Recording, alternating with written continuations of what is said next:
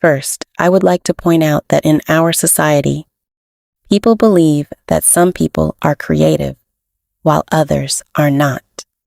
You can verify this for yourself. Ask people you know or people on the street what creativity is. So if you ask people what creativity is, people say things like, "I don't know. I think it's something you're born with." Other people believe they are spontaneous human occurrences. Others say, "I think they are people with brilliant minds." But that tells you nothing.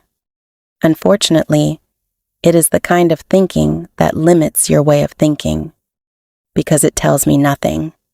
It teaches me nothing. So it turns out that we don't know what it is. Therefore, anyone who doesn't understand the true meaning of creativity runs the risk of limiting themselves to doing the same things and limiting others as well. Unfortunately, we live in a society that lacks critical thinking. People are completely incapable of recognizing what is truly relevant to our society. Even if you ask a creative person, "What makes you creative?"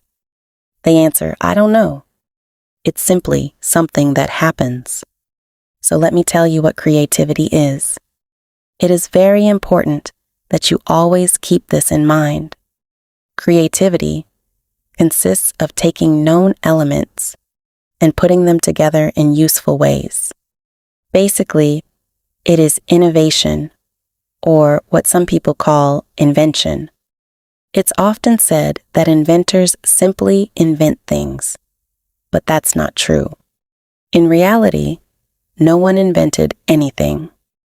They usually see something in nature that stimulates, or they use discoveries made by others before them to make their own discoveries. Now, what are some examples of creativity?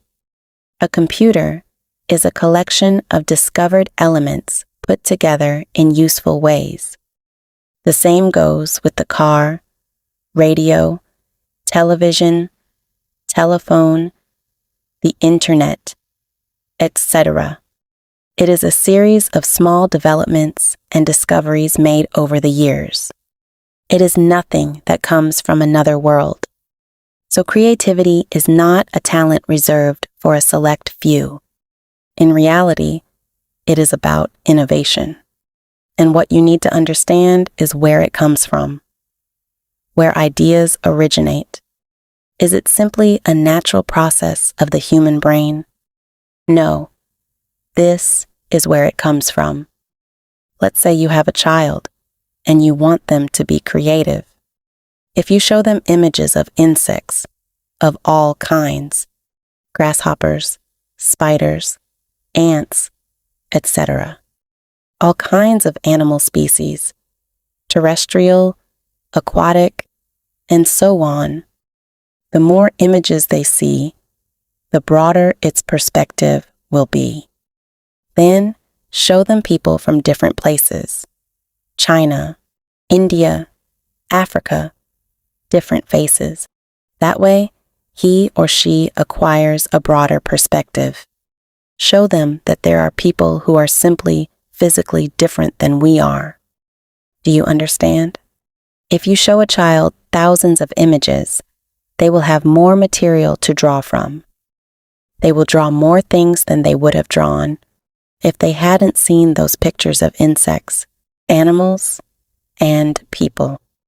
So the more you look, or the more information you expose yourself to, the more your creativity grows. Try to capture this and talk about it. If you deprive a child of seeing images of diverse things, that is how it works. Show them hundreds of images. The more they look at them, the greater their creativity will be. Creativity is not something one is born with. It is something that is promoted or stimulated by showing children images of different things. Then the child creates or constructs their own drawings based on fragments of those images. But the most important thing is that it has to start the day the child is born.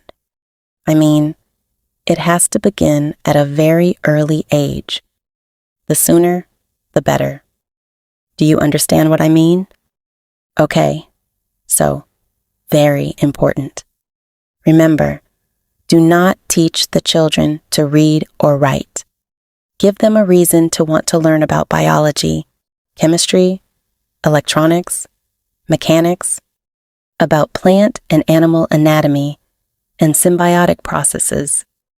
Everyone is capable of great creativity, as long as they receive the appropriate education for it. By the way, remember that we will be civilized the day we teach our children how nature works, how the real world works, everything we know, that works, and what we don't know yet, and that we need to work on it. Fundamentally, it is about encouraging people to innovate, since, otherwise, they simply do the same thing and imitate each other. I repeat, everyone is capable of being incredibly creative, as long as they receive the appropriate education for it. Believe me, if you understand this definition correctly and put it into practice, its impact can be extraordinary. In reality, it doesn't matter what your intention is. Applying this principle allows you to achieve anything you set your mind to. For example, let's say you want to be a YouTube content creator. So the more videos or information you watch about it, the greater your chances of success with your YouTube channel. And the same applies to anything else you want to achieve. The more knowledge you have about it, the more elements you will have to put together in useful ways. Therefore, you will be more creative. Simply, many of the elements you need are right here on the internet. Now, millions of people go on social media every day to watch videos that are nothing but just a bunch of useless garbage. So I recommend you use tools like YouTube instead to watch information that is actually useful, content that helps you progress. But when growing up in a primitive environment, people tend to repeat the same things over and over. They continue to live the lives that other people lived hundreds of years ago. For example, in the Amazon region, there are native people who build their boats exactly the same way they did 1,000 years ago. They simply continue that tradition and never change. Unlike in an environment that encourages thinking differently, people are invited to generate new ideas. This is crucial for achieving change. One must think differently and see whether that leads to both success and transformation. That's why you have to encourage people. Otherwise, they just keep doing the same old thing. So what happens if every time you say to your child, "Come here, let daddy fix that for you," or "let dad do this," or "let mom do that"? You are creating a being incapable of thinking or reasoning. Also, the vast majority of parents in our society constantly seek to please their children. You shouldn't always just hand them everything to keep them happy. Otherwise, they will learn that it is always about receiving, not giving. So the children always think that when you come home, you're bringing them something. So, every now and then, when the little one comes into the house, ask him or her, "What did you bring me?" Also, don't push yourself to prove to your children that you know everything. Come to your children and ask them questions. It is simply a matter of presenting situations to them, placing them in different situations. What do you suggest? Assign them responsibilities and let them manage their own affairs from a very early age. I don't want to be a leader. I want to give them tools that encourage them to think. Now, what do I do if someone doesn't want to come with me? You can insult them or call them dummy, or simply say, "I don't know how to reach that person." That's what you really mean. But simply saying, "I don't know how to reach him or her," is enough. So when I meet or get together with people, if I can't connect with them, I try another approach. If that doesn't work, I try another way. And I come back the next week with a different method. But reason and logic don't change the way people think. What does change them is your ability to reach them on their own terms, in the way they understand, or, to be more specific, in the way they think. So remember, information doesn't come from outside of space and enter your head. The more relevant information you expose yourself to, the smarter you are. And the more stupid information you expose yourself to, the dummy you are. Because it's not the size of the brain, nor the quality of the tissues. It's the information you get from your environment. By the way, remember, in the future, in an intelligent society, with critical thinking, people's main concern will be the information that people get from the environment. In other words, education will be delivered or applied directly from the environment. Everything will be scientific. The whole environment will be the university. Basically, it's about updating our language. To be more specific, it's about a way of thinking. Innovation will be exponential, very, very far from what we see today. Focus strictly on constantly improving people's lives. Very, very far from what we see today. Basically, it's first of all to learn about the earth. We can do it right now. But unfortunately, people today are not intelligent enough to understand what is relevant to our society.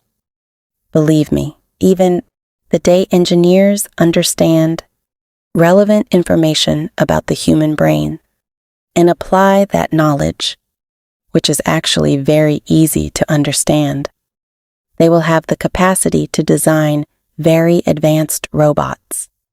As I said before, it's a matter I will address later. Meanwhile, I'm giving the meaning of some words. Now, if you ask people what creativity is, they don't know. We know, so we can make everyone creative. Because the smarter your children are, the better your life will be. If you find this information useful and would like to support my work, you can buy me a virtual coffee on the content creator platform, Buy Me a Coffee. In exchange, you will get access to the video I already uploaded to the platform, where I talk specifically about the human brain, why the environment is everything. And of course, you will have access to future videos I'll be uploading to the platform focused on helping parents raise smarter children. Buy Me a Coffee is a popular, secure, and easy-to-use platform designed to support content creators who produce meaningful work. It allows them to receive public support without needing to register on the platform. It uses Stripe as a secure payment processor. In the description of this video, I've included the link to the platform. Subscribe to my channel for more educational content. And don't forget to like the video if you identify with this way of thinking. Thank you. We are concerned not merely with the technical problem of securing and maintaining peace, but also with the important task of education and enlightenment. When the ideals of humanity are war and conquest, those tools become as dangerous as a razor in the hands of a child of 3. We must not condemn man's inventiveness and patient conquest of the forces of nature because they are being used wrongly. The fate of humanity is entirely dependent upon its moral development.